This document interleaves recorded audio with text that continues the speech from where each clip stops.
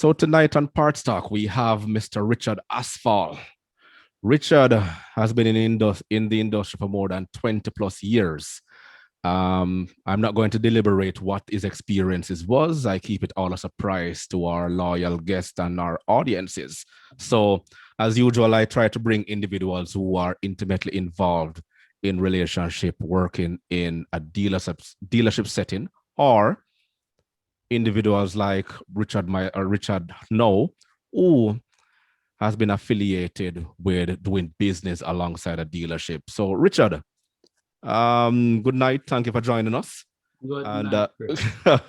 and how has it been so far? How are you? I'm good. I'm good. Trying to keep safe in the pandemic, um, as everybody should. Of course. As you know, safety is a Yes. must, right? We have to keep ourselves and our families safe. So, do us the honors. Introduce yourself. Tell us all about yourself. You don't have to go right back to when you was a toddler. You know, it just No, just the most essential parts, right? Give us a history of what we're talking about tonight. Tell us about Roadman. What Roadman is all about. well, Roadman Limited was basically acting on behalf of the insurance companies. Um, they would send us the parts listing and we would give them a quotation based on the parts that were available, whether locally or abroad. Yes. Um, So when they get back that response, they would actually give us the go ahead whether or not to buy the parts and we deliver it to the garages. Okay. And then they would have to do that for all makes and models. What were some of the cars that you deal with? The Corollas, the Toyotas, the Hondas, basically all make vehicles. All makes and models. So it Mhm. does it matter the year of the vehicle? No, not really. We'll try and source the parts and get it to the client. Okay. So the company acted as a intermediary on behalf of the insurance company or on behalf of the client. I just want to make it clear. The insurance company. On behalf of the insurance company. So what they do is investigate whenever there's an accident, they will match And then the after prices of Yeah, before all of that, still, Chris, they would actually send an assessor yeah, to assess the vehicle, do a parts valuation on the vehicle, and then send it to us. We would then go out in the market to try and get the best prices for them right, and send them a quotation. They would say, okay, go ahead and supply them. We like the prices that you have and right. work with it.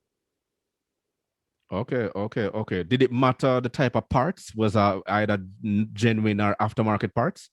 Well, it was a mixture of genuine, used, and aftermarket parts. Okay, used parts Um, as well. yeah, Okay. used parts was actually in it Uh-huh. because we actually got parts from Japan as well, Uh-huh. used from local dealers that actually supply used parts. Okay. Okay. So Roadman had been around for how long? For the 20 years? 28 to 30 years. I actually left school and go straight into the parts Straight. business. Okay. So, yeah, And you have never left it since. no. We have actually collaborated with some of the dealers like Toyota Jamaica, KIG, where some of their programs we actually got a chance to learn them to see what they actually were doing as a dealer and Right. to see how best can work together. Okay. When you say programs, you're talking about their parts software, their parts catalog. Yes, EPC, Okay, parts the catalog, EPC, the electronic parts catalog. yes. So they would actually teach us say, to actually maneuver to help us better to find the parts that are necessary within the parameters of an accident. Okay. So you worked directly with the assessors and the dealerships in order to collaborate and get the most value. But one would say Yes. one would say you were benefiting the insurance companies. Well, basically, yes, because I don't think a lot of people understand Uh-huh. that the insurance company is there to put you back, to indemnify you, to Right, actually put you back in the position that you were. right. A lot of people would say, based on the year vehicle that you have, Hmm. you might have to get new and used parts. Right. So that was basically always have to be explaining to the clients. Hmm. Hmm. Hmm. Yeah, Because it all depends on the year of the car you have, the make and the model. yes, So you try to get it and the back money. as That it was. original That's right. condition at the time when the user was basically operating the motor Absolutely. vehicle. Yes, definitely. Okay, okay, okay. But I want to tickle your brain some more because what I want to know is what were some of the challenges you faced when you're trying to go around to see to it that the customer get the parts that are needed in order to have their vehicles repaired to go back on the road, because as you know there are certain circumstances where that client, that customer wants their car, but at the same time now the insurance company has to do their due diligence. So I suspect that you would have to try to get things done in a timely manner. But what would describe to me now, what were some of the challenges you faced? Well, Chris, I'm glad you asked that question. The challenge is if an item is not available locally Right, to us, we would have to special order it, whether it be from the US or from the dealer, which it would come from Japan. right, Say a Toyota Jamaica, it would first and foremost, this is Toyota Jamaica, and other companies are bringing in the parts quicker than you. What is it that you can do to get the part to us on a timely manner after ordering it? And they cut that time down to, I think it was 1 month, if you remember. mm-hmm. Now, I think you can get parts from Toyota Jamaica within 2 weeks. Okay, You understand me? So that was the challenge. Getting it from the US was, depending on where it was, it would take probably a week, couple days, right. or 2 weeks. But getting the part, advising the client where the part reach, and getting it here, clearing it, and delivering Right. it to their garage. Okay, okay, okay. So when the parts come in, you would get those parts and you will take it directly to the approved garage Yes, to where the client is having his or her car to be repaired. yes, definitely. Okay, okay, okay. What other challenges you face otherwise from parts? Because parts has always been a challenge, so to speak, for for dealers and for customers alike. But they don't know that. What I try to inform a lot of clients when I was, intimately involved as a parts manager is that you can't have a million and one parts there sitting on a shelf. I mean, that's holding costs right there, right? Yes, Definitely, that's you would end up with dead stock. You would end up with things that you're not using, and if the parts is not turning over in a timely manner, then you're going to be operating at a loss. definitely, definitely. Right. So otherwise, so what I'm just trying to say, otherwise from the parts, what other challenges were there? Because everybody keep on saying parts, parts, parts, parts. Well, all right.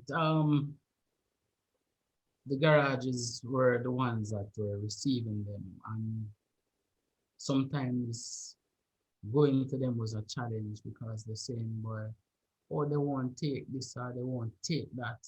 Mm-hmm. And we have to be explaining to them, say, "Hey, as much as we are here delivering the parts, is based on your client's need." Yeah. You understand me? And our involvement or communication with them was to get the client back on the road. Yeah. But it wasn't, I just deliver things to you and you take it. It's based on what was actually quoted on before, referred by the insurance company, what we try to deliver, Mm-hmm. Mm-hmm. please the client. Right. And the clients are not pleased based on the time, as we were discussing before, but Mm-hmm. you know, we get the job done. Does the client ever have direct interaction with you, or they have to go through the insurance company? Sometimes they talk to us, but it was mainly the insurance company.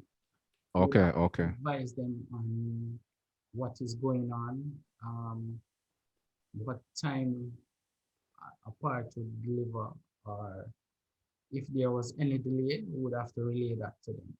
So they would just respond that back to their clients. Okay.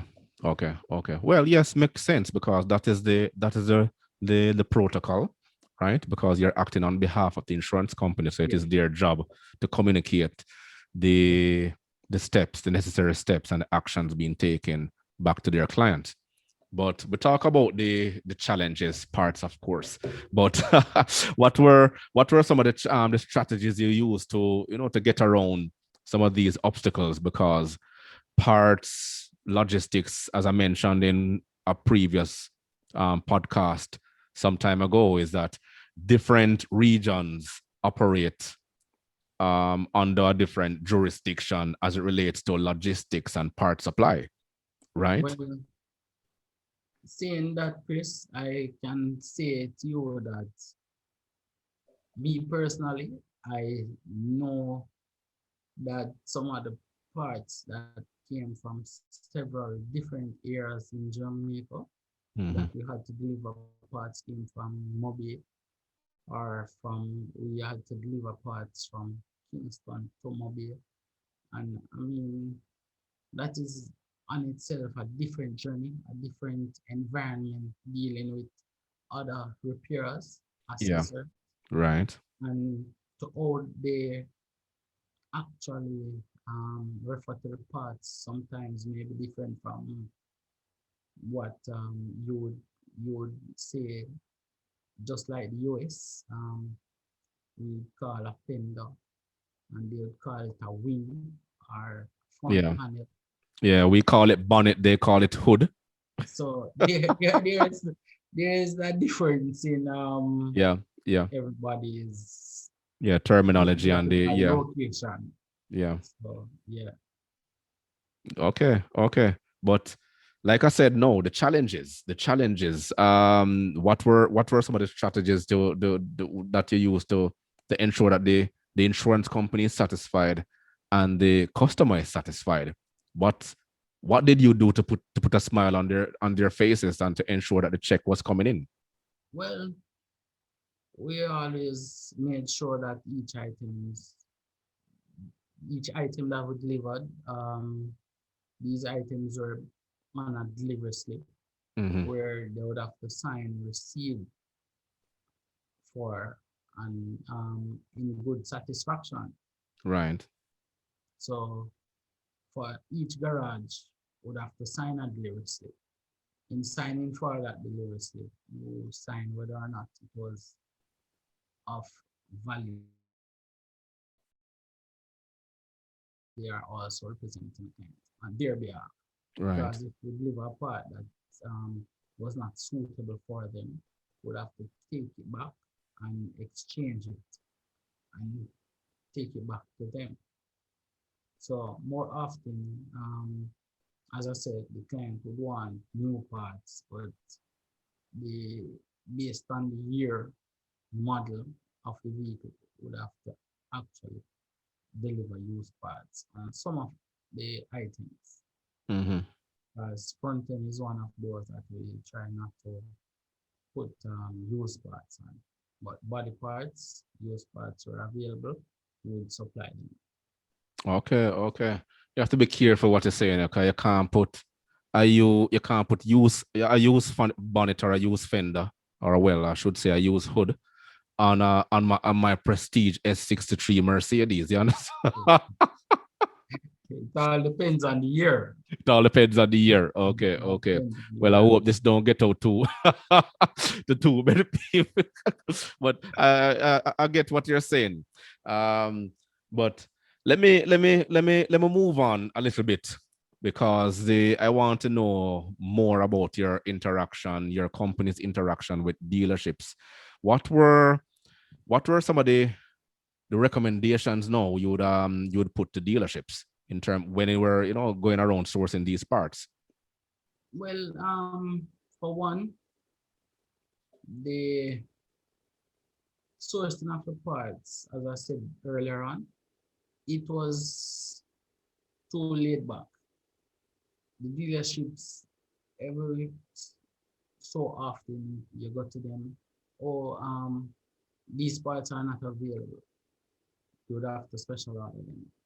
These are basically like some 5-year-old vehicles coming up 3-year-old, and they still don't have these parts in stock. Right. You'd have to special order them. Some of Hmm. the dealers right now is just straight special orders. They don't have any parts in stock. Okay, okay. And I mean, some even small items as bulb, Bulb. surprisingly. Yeah. Yeah. So I mean, you definitely would reach out to them and say, hey, what is it that you basically can do to actually minimize that loss to our client or Right. our client in delivering parts to us in a timely manner. Yeah. So that conversation would be back and forth with them on a regular basis. Hmm, hmm, hmm.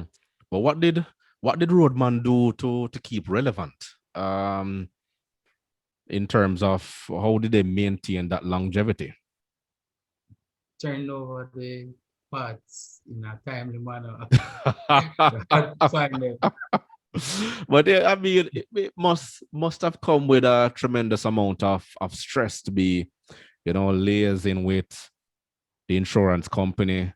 And I Yes. suspect that was it one insurance company or was it just a conglomerate? No, it was several insurance companies. Exactly, exactly. So I can understand several insurance companies, several claims going on from Yeah. time to time. Yes. And then you're dealing with different models, makes, brands right across.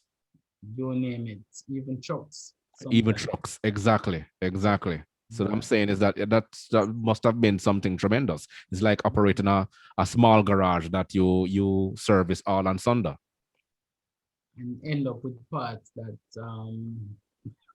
sometimes you have them so they have them so long that you can't even return them.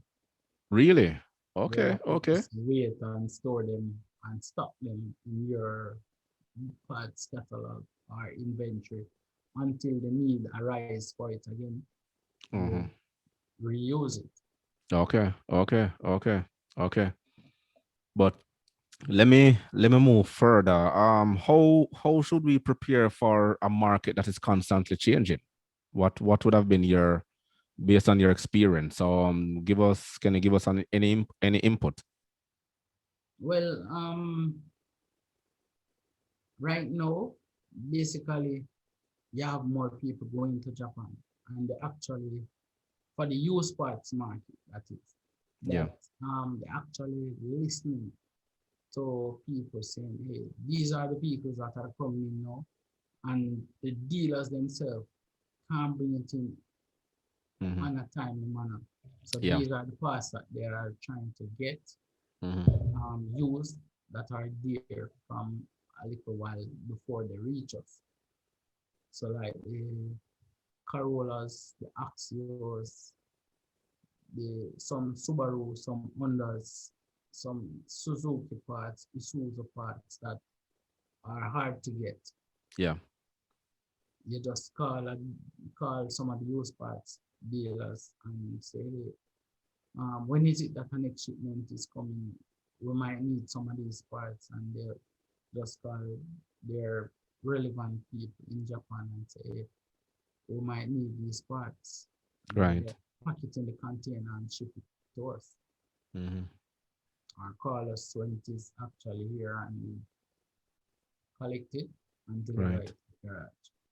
Right. Right. So the used parts, it's a relatively large industry. Very, very large. So they're Basically, competing directly with the we, dealers. yes, and basically right now, not only they are competing with the dealers, but they are actually shipping parts to other small islands. Oh, Many really? parts, Okay. man. Yes, so yeah, we they are actually marketing the used parts in such a way that um there's nothing that you need that you have to literally look for. They might okay. So they will basically search all around the island to find out if they can get it. And if it's not available, then they can order it directly from Japan. Yes, that's basically what's going on right now.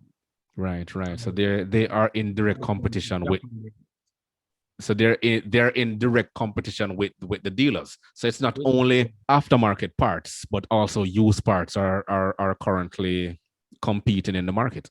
Yes, definitely. And Well, then the that is dealers, basically everywhere. So I mean, you can't get around that. but the dealers definitely have to step up the game though. As I say, in the turnover time for the parts, they they need to cut down the time to try and alleviate that stress Hmm. and getting the client back on the road. It's hard for an accident, meaning, yeah, at the end of the day, you want to blame somebody, but it's not something that it's a big relevancy to the persons that are in the accident to go to the insurance company and have their vehicle parked for 2, 3, 4 months and not able to get parts for their vehicle.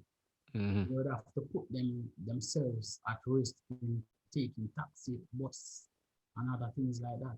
Worse in Right. the time of a pandemic now, everybody Yeah. wants a vehicle. Hmm. Sometimes the insurance company would have to would step in and actually rent vehicles for their clients based on the time period that they are out of a vehicle. Right. To That's be it. fair, to the dealers though, because as you know, my background is dealership management for some time now. Intimately involved in parts. Mm-hmm. It has a lot to do with geographical location, right? And if you're situated in a country like Jamaica and the nearest transshipment hub to them is Miami, and everything, as you know, has to go through Miami in order to venture off to Japan, where 90% of the vehicles in Jamaica are Japanese made. Hondas, Yes. Toyotas, Nissan, Suzuki is still there, right? Yes. Subarus, Toyotas, they dominate the market. But when they want efficient part supply, they if they can't get it in Miami, then the next best place they look forward to is going directly to Japan to get those parts. And as you know, the sourcing and the logistics in Japan for the time for them to find it, put it on an aircraft or a boat and send it across, it's going to take weeks, right? So Definitely. that is essentially the skin in the game, or basically what they have to play with. That's just the nature of the beast. So Yes. it's not like they can't do any better, right? it's That be, it's based on a geographical location, which is always going to be a disadvantage to them. But true. explaining that to the regular man, They won't maybe after you explain all the logistics and break it down, it has to go through this custom and it has to clear mhm. through another custom and then come to Jamaica, and then they have to do more paperwork and get it done. And some try to bypass it and use a courier system, and then the courier system has to also use their own internal brokerage system in order to get it faster to use. So but at the same time, no, somebody has to pay for all of that, True that. True. right? So Yes. everything comes at a cost. So I'm just playing devil's advocate here, just to for the audience to understand exactly what is going on behind the scenes, right? So we Yeah. can't just So can't just beat up on the dealers, but I understand where you're coming from. Yeah, but to be fair, Chris, going to the dealers, you have an option. You have sea freight or air freight. Yeah. That's one of the benefits of going to the dealers. But sea freight is going to take a while. Air freight will come early, but at Mm-hmm. a cost. Mm-hmm. You can sometimes will not take cost on themselves or don't want to. So we offer them sea freight. But as Right. I said earlier, that when you order something from the dealer would send for it in Japan. Japan would send it to that shipment leave out and go to Miami before it come to Jamaica. Right. The used parts dealers, when they order it from Japan, it comes straight from Japan to straight to Jamaica. Straight to Jamaica. Okay. Don't make that turn, that triangular turn to go to Miami to come to Jamaica. That is why they are on top of their game right now. Okay. Okay. Interesting. Something hopefully they can see for themselves and learn and to find out exactly how to get that done. Well, yes, definitely. Yeah. Yeah. Yeah. But just to add a personal experience I had, my car needed a map sensor. I'm here in Toronto. No one in Toronto has it. They have to order it from the manufacturer in Michigan, and it still took 2 weeks. So I mean, Oh, exactly, because they don't have something like that sitting down on a oh, shelf, so right? basically it's a dealer fault. Exactly, but I mean, they don't have something like that sitting down on a shelf because it's not a fast moving item. So No, no. it still has to go through the process to be requested, to be manufactured, packaged, shipped, comes across the border, and then all that. And it still took 2 weeks. So I mean, Yeah. it doesn't matter where you are. It depends on the nature of the parts itself. Some Yes. can get it done faster than some, but it is what it is. But Richard, what has been going on now with Roadman? What is the latest update? Well, it has been closed for a little while now, before Mhm. the pandemic. Okay. But people sometimes still make a personal favor asking for a part or Right, asking right. for help to locate an item. Mhm. Now that offer my help to them. Right, right. Of course, because I mean, you've helped to build up that trust and that clientele over the years. So I suspect that persons will have you'd have actually built a friendship along that way and Yes, a circle and a network going forward. for the over that 22 years, yes. Exactly, exactly. Yeah. Okay. Well, I'm not gonna keep you here any much longer. It has been an interesting chat to know exactly what Roadman did. I remember Roadman intimately, coming there, introducing myself and sitting down and with the staff, yourself, Mr. Cowans, um, and all the others. And we did perfectly well in terms of sourcing the parts and everything. So this was just to explain to a lot of the individuals on the outside exactly who the players are in the markets and the different roles they play in terms of collaborating with dealers or working within the dealerships, and the different angles, the different outputs, the different facets, the different individuals and their contributions to the auto industry on a whole. So Richard, is there any last thing you want to add before I let you go? 'Cause I know you're probably way past your beauty rest right now. Well, to add something to that, where the used part dealers are concerned, um, most of these panels are the parts that they would supply are complete parts. meaning if you have you need a door, say a door, for a Corolla or any other vehicle, it would come from the dealer as a shell.